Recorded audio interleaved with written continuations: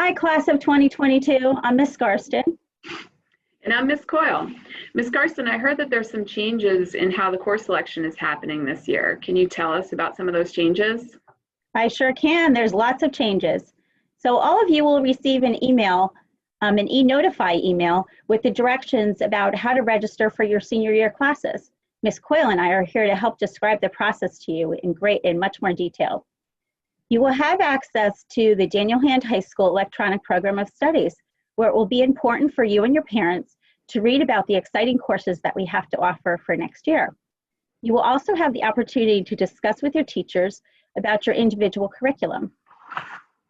As you know, your school counselor has also invited you into their Google Classroom, where you have access to this video that you're currently watching, and you also have access to electronic course requests from this Google Classroom site.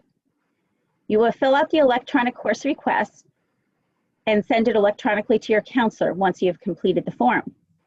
Then, step 2, you will then enter your course request into Infinite Campus by simply listing the course ID number into the site. We have provided you step-by-step instructions about this process in the e-notify. Ms. Quayle, can you explain some of the things that students should be exploring and thinking about as they select their courses? Sure. Since you guys are moving into your senior year, it's particularly important that you pay attention to what credits you've earned and how many credits you still need for graduation. In your program of studies, there's a page devoted to the credits needed for a diploma.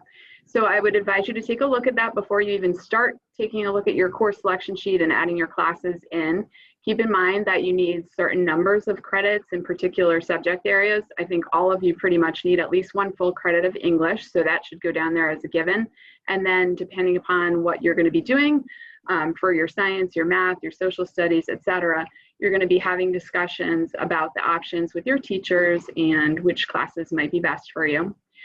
Keep in mind that civics and health are graduation requirements for all Connecticut high school students. So if you don't have those courses in your schedule this year, it's really important for you to put it on your course selection sheet for next year.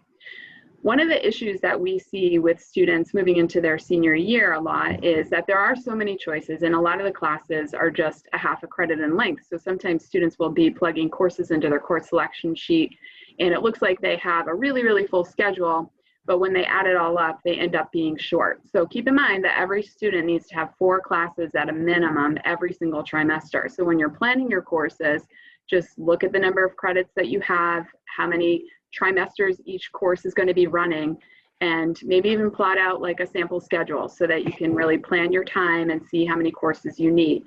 Another issue is on the other end of the spectrum is sometimes we have students choosing too many classes.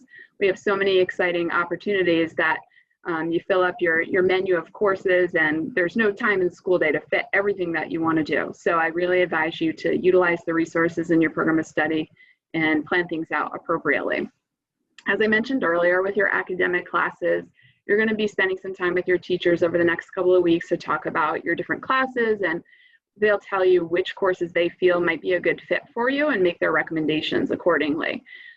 Once in a while, we run into a circumstance where you might not be in agreement with the teacher about what the best option is. So if you find yourself in that scenario, definitely approach the topic with your teacher and explain what your reasoning is for wanting to take a particular course. And if the teacher is not interested in recommending that class for you, there is an override process in place. So please get in touch with your counselor to talk about options and review the override form that's in your program of study. So some of you might have heard that we have some courses at Daniel Hand that offer you the opportunity to obtain college credit while you're in high school. Ms. Garston, can you talk to us about some of those programs? Absolutely. So our students have the opportunity to earn college credit without ever leaving the Daniel Hand High School campus. As you students, soon to be seniors, look at your course offerings, please make note that there are many courses offered through UConn Early College Experience and through AP programs. Remember, please keep in mind, many of the colleges will accept AP credit, and you can transfer your UConn credit to a variety of colleges. And many of the colleges will apply these credits towards your college graduation requirements. So an awesome opportunity for you. Any last bit of advice for our juniors, soon to be seniors, Ms. Coyle? No, hopefully we've answered many of the questions that you might have about choosing classes for senior year, but please know that your counselors are available at any time to talk to you about what courses you might want to take or to provide you with whatever assistance you need in this process. So definitely stop by, email us, make an appointment. We're happy to help in whatever way we can. And don't forget to turn in those course selection sheets by January 29th.